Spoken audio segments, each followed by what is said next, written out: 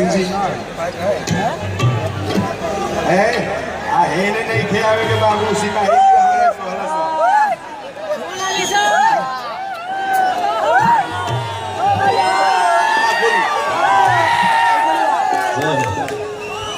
Hello hello भैया ओ भौजी का तो देखिए कहीं का छलकै छै हमरी जवनिया ए रज्जा जी एकटा गाना छै हैं वो फरमाइश है भैया का तो खैर वो सब पूरा होगा है ना सब गाना पूरा होगा तो नो प्रॉब्लम वो तो होखबे करी हमके पता बा कि लॉलीपॉप ना गायब तो आप लोग यहाँ से जाए ना थे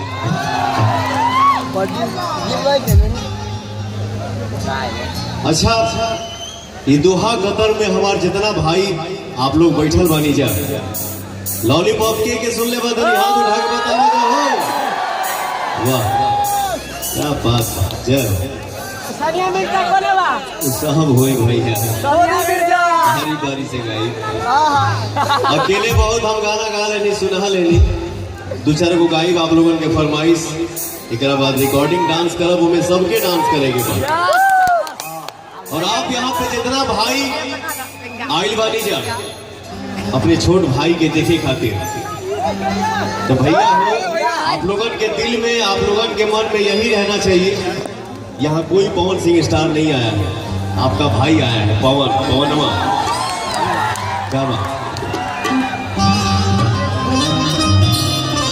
आप अपने मुंह से बोले कि चाहत नहीं सब कोई आई हम लोग जितने कलाकार यहाँ पे आए हुए हैं सब लोग झूमेंगे और हमारे भाई आप लोग भी झूमेंगे हम बुलावे की चाहत नहीं एक हम पवन सिंह जी से गुजारिश करब कि विजन ग्रुप के जितना भी अच्छा कार्यकर्ता लोग बा बेस्ट वर्कर लोग बा वो लोग के अवार्ड देवे चाहता विजन ग्रुप जरूर हम चाहब कि हाथ से अवार्ड जो बा लोग के दिया जाए जरूर तो हम बुला रहे हैं सबके साधा होला सब कोई मेहनत करेला बाबू हम भी मेहनत करेला आप लोग भी करेला तो फल सबके मिलेगी चाहिए हम जल्दी आई जाए बुलाओ चाहरबानी मैनेजर सिंह राज नारायण सिंह इंडिया शिवसागर चौधरी चंद्रिका पाल परदेसी चौधरी देवराम यादव नेपाल वहाँ से विचार आदमी आई और अपन पुरस्कार स्वीकार करें ये क्या बोले अभी आप बेस्ट वर्कर अवार्ड चाचा जी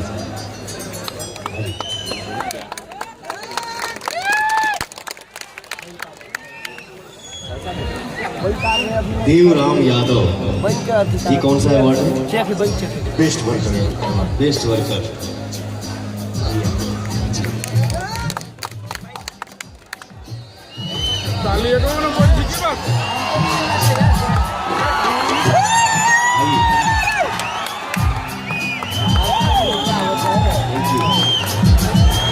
चलिए जिसका है उसका उनके पास पहुंच जाएगी जाए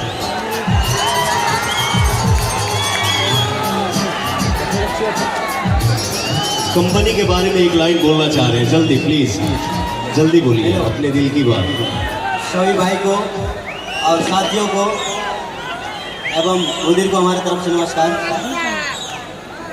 और एक शब्द में कहना चाहता हूँ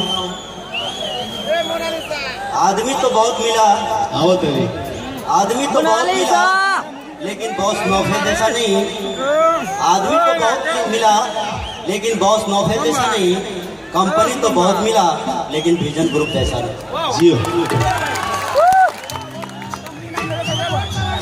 हेलो किस्मत में लिखा है विदेश तो वतन का क्या याद करना किस्मत में लिखा है विदेश तो वतन का क्या याद करना जहाँ अल्लाह है बेदर्द वहाँ फरियाद करना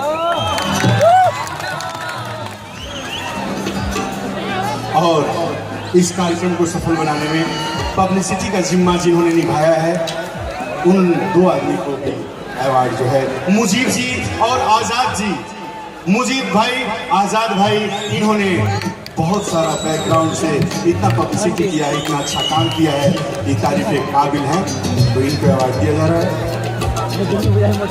थैंक यू। और एक आवश्यक सूचना, एक सरोज कुमार मंडल जी हैं, उनका मोबाइल गिर गया है, अगर किसी को मिले तो काउंटर पे संपर्क करें। सरोज कुमार मंडल अपने इंडस्ट्री के, भोजपुरी इंडस्ट्री के सुपरस्टार नायिका के हम बुलावत हैं, जिनका नाम है मोनालिसा जी, और दूसर का नाम है सुपरस्टार नायिका के जेकर नमोआ है भैया अक्षरा सिंह जी।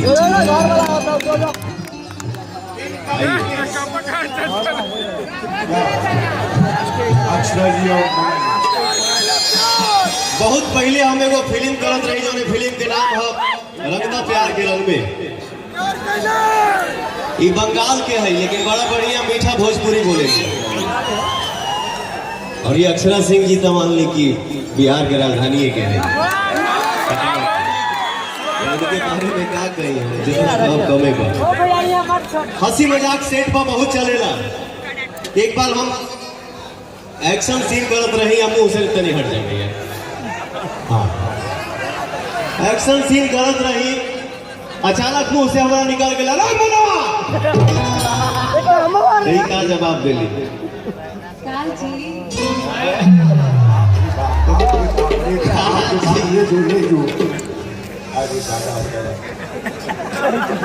भारत जियत जान मार दे, हर जियत जान मार देव, हर भीतर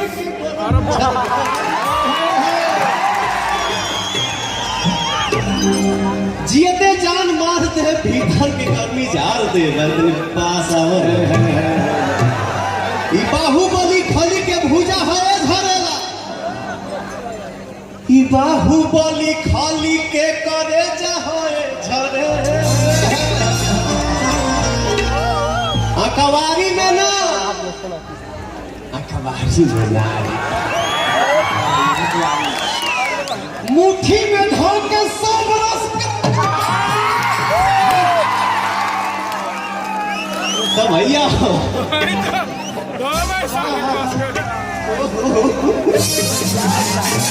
हमारे भाई लोगन के देखा मोबाइल फिर से चालू हो गया। क्या बात है।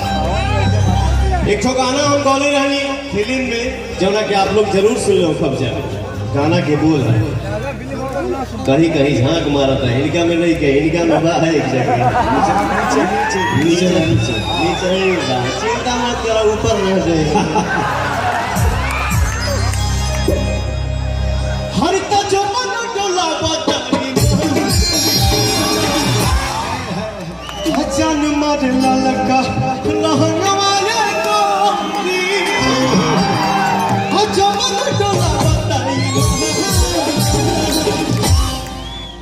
चलिए मैं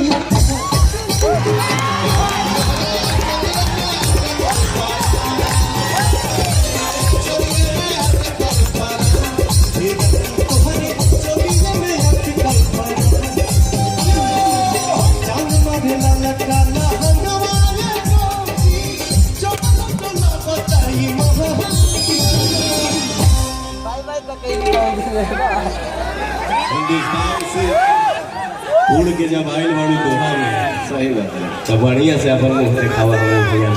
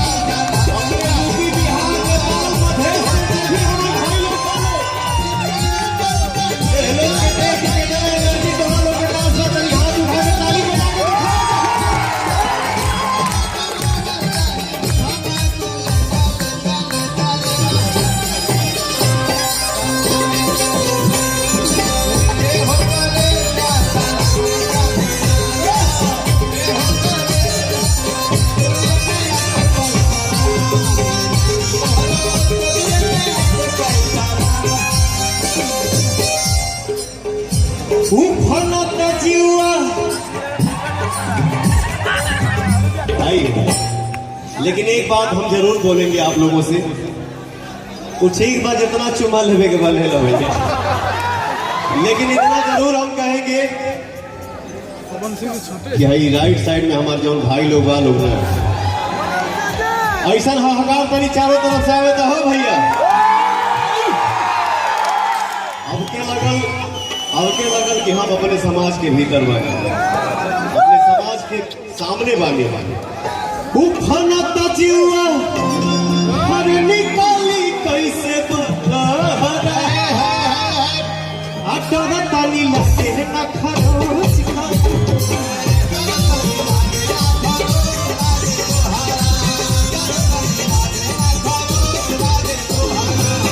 उफनता जीवा निकाली कैसे बहारा अटरा तानी लगे न खरोच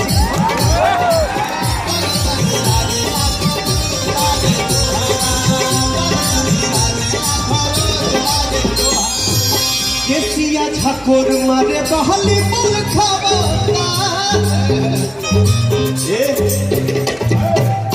ए बाबा आई देखी तो दीदी का पहले बड़ी तारीफ है कान वाली इनका नाम क्या है? दीदी। इनका नाम दीदी है। अच्छा नौफल भाई सुनिए ना, नौफल भाई गाड़ी आज चला रहे थे, आज नहीं कल, हमके पूरा लिखे याद, लेकिन एक तो ड्राइवर फोन क्लास मालिक लगी, वो मालिकवा से मालिकवा बोलते गाड़ी चलावे ना तो हाँ चला ही जाए, कई चक्का के 2 चक्का से 18 चक्का तो गाड़ी कब से चलाते हो? तो कहा था काल से गाड़ी चला रहे हो, तो कहा था ना दिल्ली से 18 चक्का लेके चलो रोज से। ठीक ना, नाम पूछा था, नाम क्या था? कहा था पापा तिवारी। पापा के नाम का तो मामी तिवारी। पत्नी के ठीक ना, खानदान के कैसा होते तो कहा था खानदान तिवारी। अरे ओकरा दादा के नाम खानदान तिवारी है। तो भैया बुरा मत मानिएगा, आइए आपकी बहन जैसी है, जैसी है इधर सुनिए। हेलो, और ये आपकी बेटी है। वो तो बेटी है, ये भी बहन जैसी है। हेलो, बेटी बोला कि बेटी बोला? बेटी हर केसिया छकोर मारे बहली बोल खावा खींचवा न दुनिया ठेला चलिए मेरा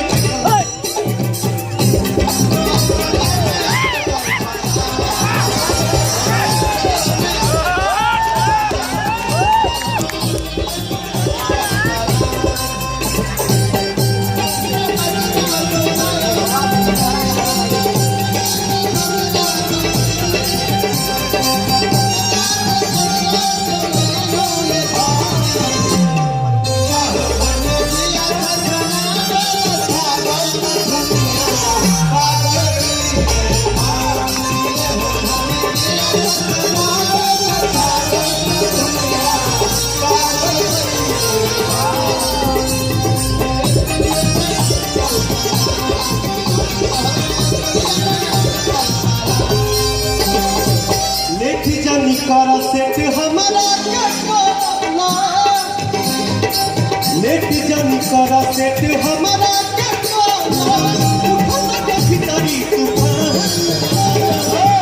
ए भैया देखा वो भोजपुरी में हमने यहाँ गांव में कैसे चौकी पर नाचे ली से चाहे नाचे ले से भैया तनी अपने अंदर एनर्जी लावा जाओ, हाथ उठाओ जाओ चलिए मैं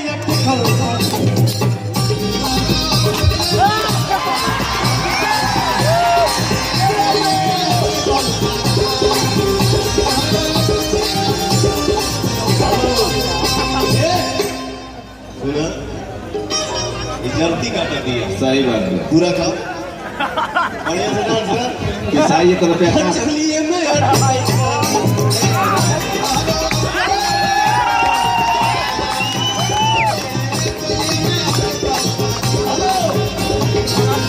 हेलो हमके लगा था थोड़ा सा लजात नहीं कि भाव खाती है लेकिन हाई खाई है बढ़िया से भैया ना हो भैया आप खोल के आओ चलिए मैं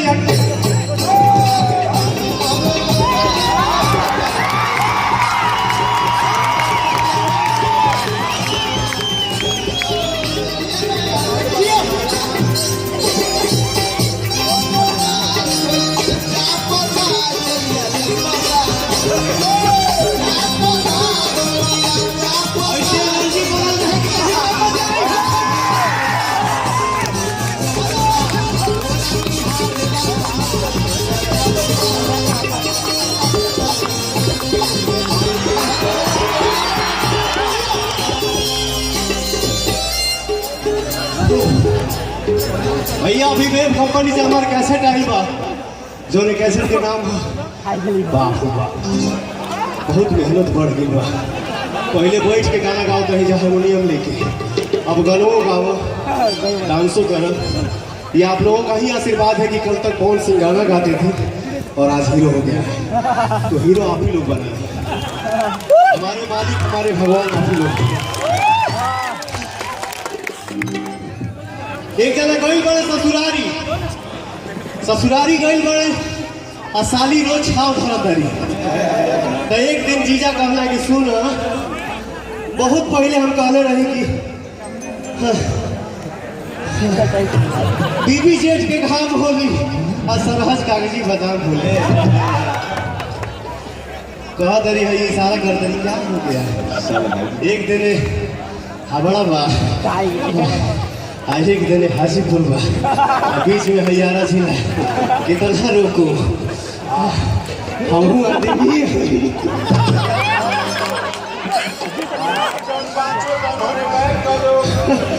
बीबी जेठ के घाम होली और सरहज कागजी बादाम होली और सास का सोना है ये है बाकी शादी मालदा। बीबी लड़कोर हुई तो बेकार लागेली, बीबी लड़कोर हुई तो बेकार लागेली, जब सरहज लड़कोर हुई तो रसदार लागेली। ये भाई के हुमानी चाहे मत मान ज्यादा आगे जीजा जी कहले है कि सुनो आज ना मानो है जैसे हमारे मेहरारू हो गई थी, हमारी साली हो गई। हाँ बड़ा पहले वो गाना गाने रही कि एको पिपस लगे एको सोनाली